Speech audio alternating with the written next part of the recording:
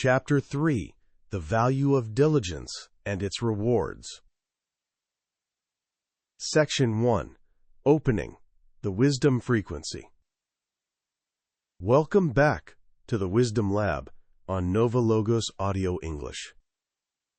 In our previous sessions, we explored the invisible power of our words, how they can de-escalate storms and plant seeds of life. But wisdom doesn't just live on our lips, it moves to our hands. Today, we enter the territory of action. We are exploring Chapter 3, The Value of Diligence and Its Rewards. We live in a world that often feels polarized between two extremes: exhausting burnout and paralyzing lethargy. Many of us feel the pressure to hustle until we drop, while others feel so overwhelmed by the state of the world that they lose the will to try. Wisdom offers a different path, a path where our labor is not a burden, but a dignified participation in the act of creation. Our foundational principle for this chapter comes from the Book of Proverbs, chapter 10, verse 4. It is a blunt but profound observation. The slack hand makes for poverty, but the hand of the diligent enriches. In the laboratory of life, diligence is the catalyst that turns potential into reality. It is the steady, faithful application of effort over time. Today, we aren't just talking about working hard. We are talking about the spiritual discipline of being fully present and faithful in whatever task is before us. Let's explore how a diligent hand can enrich not just our bank accounts, but our very souls.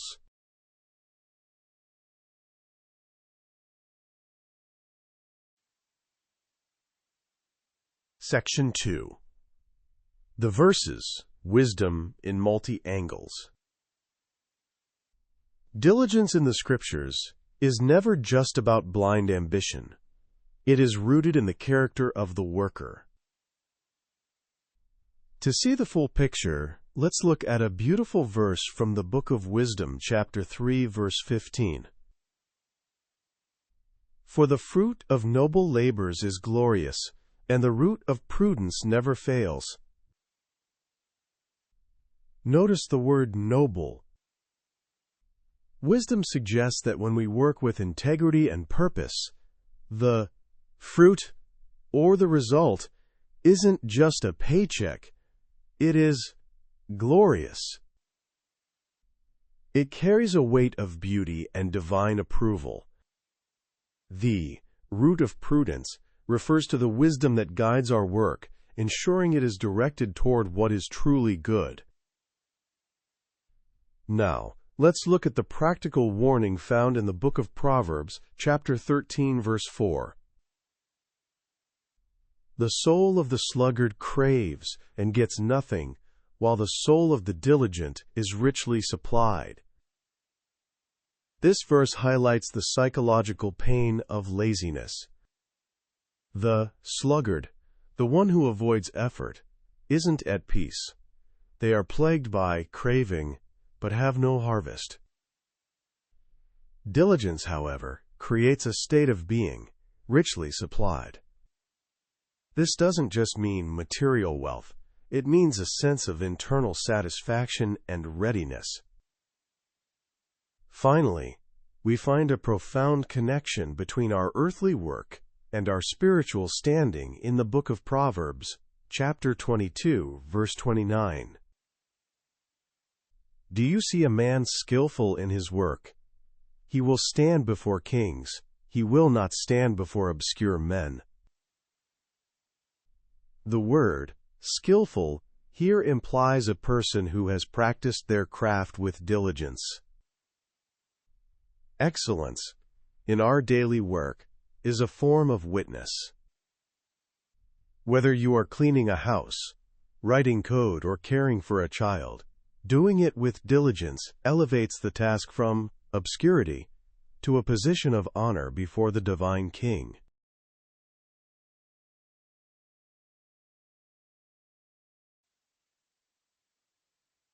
Section 3. Modern Scenarios. Wisdom in the Wild. How do we apply this value of diligence when we feel tired or unmotivated? Let's look at how it works in our modern wild. Scenario A.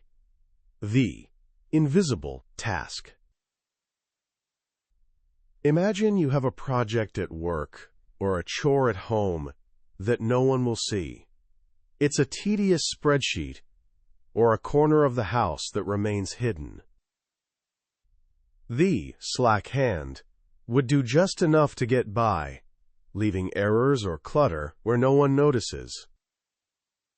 But the diligent hand remembers the wisdom lab. You choose to do the task with excellence, not for human praise, but because you are skillful in your work. You find that the reward isn't a thank you from others, but an internal, well done, from your conscience. You are enriched by the very act of being faithful in the small things. Scenario B. Overcoming lethargy in a digital age. We live in an age of infinite scroll. It is easy to spend hours craving a better life while sitting still, distracted by a screen. This is the modern, sluggard state. Wisdom invites us to break the spell.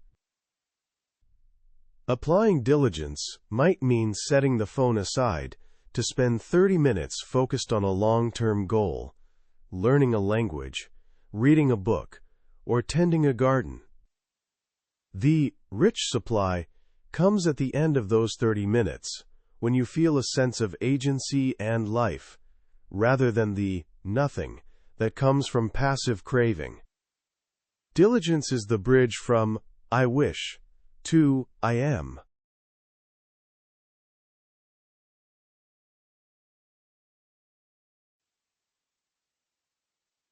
Section 4. The Wisdom Paradox. The Balance Point. Now we reach the critical heart of this lesson, the wisdom paradox. Today's paradox is human diligence versus resting in divine providence. The paradox is that while we are called to be incredibly diligent, we are also commanded not to be anxious, knowing that it is ultimately the divine who provides. The balance point, hard work versus divine rest. 1. The error of the workaholic. If you believe that your survival and worth depend entirely on your effort, you are not being diligent, you are being prideful. You have forgotten that, unless the Lord builds the house, those who build it labor in vain. Psalm chapter 127, verse 1. This leads to burnout and a soul that is never at peace. 2. The error of presumption. On the other hand, if you say, I trust in God's providence, but you refuse to lift a finger or prepare, you are being reckless. You are asking the divine to bless your laziness. The desirable path. We call this faithful industry. It is the ability to work with all your heart as if everything depends on your diligence, while simultaneously resting in your soul as if everything depends on divine grace. You do your part. You plant the seed. You water the soil. You pull the weeds, the diligence. But you leave the growth to the Creator, the providence. This creates a worker who is productive but peaceful, active but not anxious. You work from a place of rest, not for a place of rest.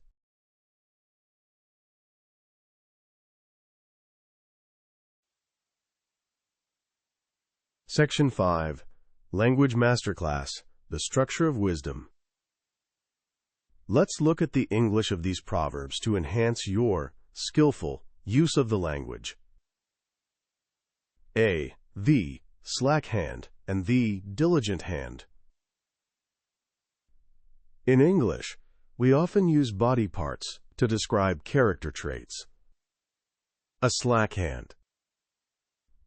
Slack means loose or not tight. It describes someone who is careless or lazy. A diligent hand describes someone who shows care and persistence. Try using this in a sentence. I need to tighten the slack in my schedule to become more diligent. B. The word crave. From Proverbs chapter 13, verse 4, we have the word crave. It means to feel a powerful desire for something. It is a much stronger word than want. The sluggard is trapped in a cycle of craving without doing. Circa noble labors. From the Book of Wisdom, we see the phrase noble labors. The word noble, adjective, means having or showing fine personal qualities or high moral principles. When you describe your work as noble, you are saying it has spiritual value, regardless of how much it pays.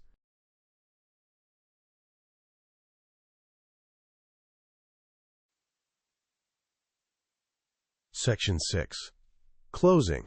Seal the word.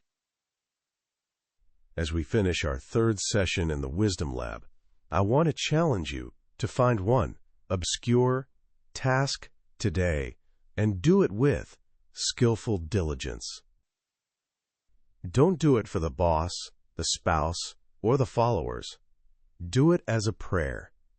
Do it because your work is a fruit of your character. Observe how being diligent in that one small area enriches your mood and your sense of purpose. Remember the words from the Book of Proverbs, chapter 10, verse 4. The hand of the diligent enriches.